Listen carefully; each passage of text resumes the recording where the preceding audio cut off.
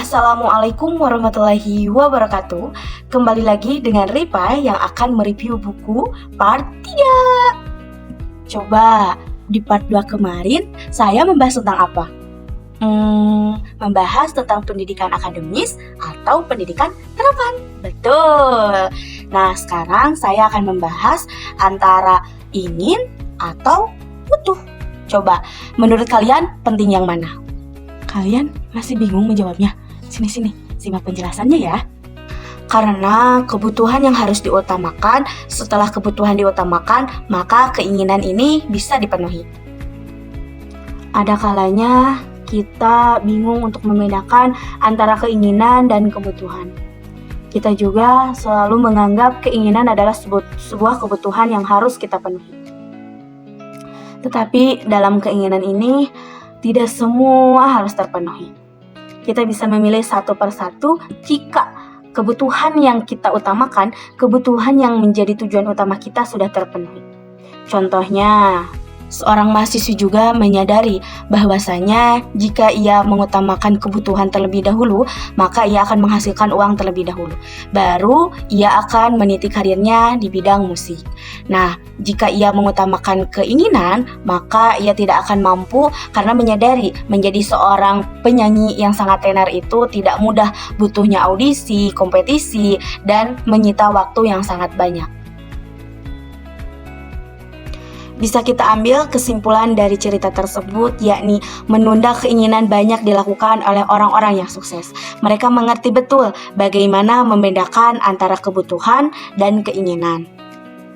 Setelah semuanya kebutuhan tercukupi, mereka baru memuaskan pemenuhan terhadap keinginannya. Lalu seorang mahasiswa bertanya kepada penulis, "Bapak, apakah menjadi sukses itu harus mengalami hal yang buruk terlebih dahulu?" Lalu sang penulis menjawab, "Apa maumu?"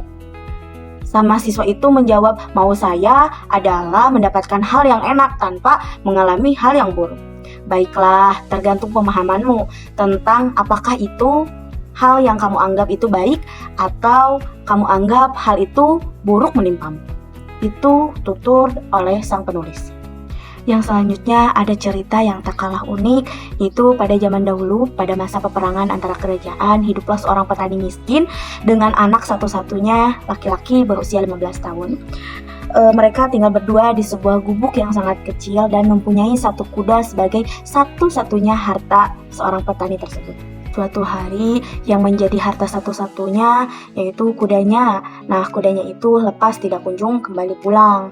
Nah, banyak warga tetangga yang berdatangan untuk menyampaikan prihatin. Namun, petani tersebut mengatakan, "Apakah ini musibah atau berkah? Saya tidak tahu," kata petani tersebut. Seminggu kemudian, kudanya pulang bersama sekumpulan kuda liar. Para tetangga berdatangan dan mengucapkan selamat, "Kamu sekarang kaya dan memiliki puluhan kuda." Namun, petani tersebut menjawab, "Kaya? Apakah ini musibah atau berkah? Saya tidak tahu." Tetap seperti itu jawaban seorang petani tersebut. Seminggu kemudian lagi, putra satu-satunya itu menaiki kuda liar hingga terjatuh dan kakinya patah. Para tetangga berdatangan mengucapkan bela sungkawa. Lalu, lagi-lagi petani itu mengatakan, "Apakah ini musibah atau berkah? Saya tidak tahu," kata petani tersebut. Nah, seminggunya lagi, para pasukan tentara masuk ke desa mencari pemuda untuk dijadikan tentara kerajaan karena tentara kerajaan sangatlah kurang untuk berperang. Nah, masuklah ke gubuk petani tersebut. Nah, dilihat ada seorang pemuda namun kakinya patah. Lalu para tentara tersebut melewatinya dan petani mengatakan, "Apakah ini berkah atau musibah?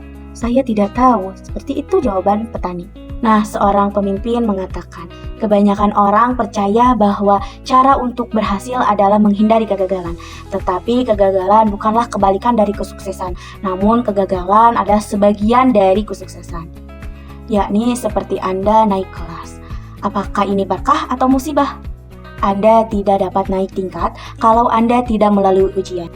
Jadi, apabila Anda sedang diuji, hadapilah. Karena sebentar lagi Anda akan naik tingkat.